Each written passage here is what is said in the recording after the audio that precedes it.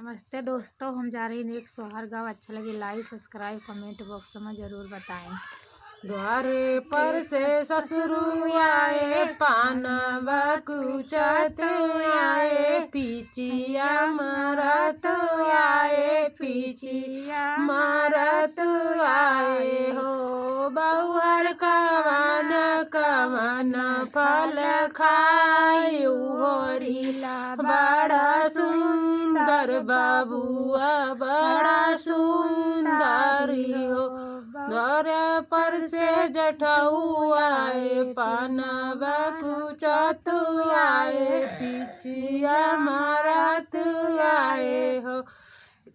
द्वारे पर से जठऊ आए, पानवा कुचत आए, पीचिया मारत आए हो।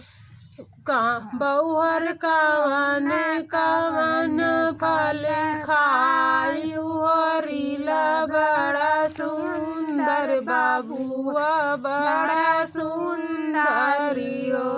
खाइलियन गारिया बदाम और अनार खायन और अनार खायन हो। ललनाय होरीला बड़ा सुंदर बाबुआ बड़ा सुंदरी हो। द्वारे पर से देवरु आए, पानवा कुचत आए, पीचिया मारत आए, पीचिया मारत आए हो।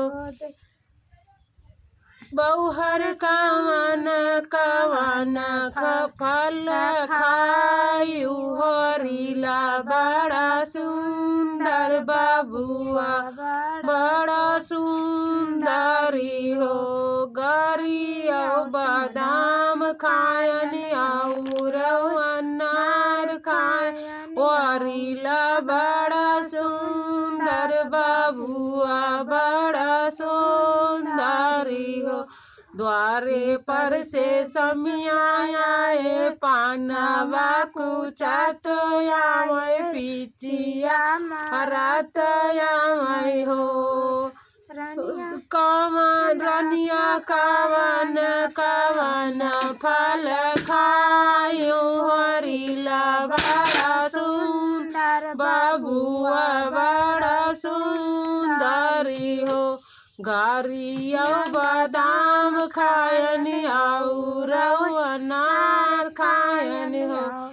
गरिला बड़ा सुंदर बाबुआ बड़ा सुंदरी हो।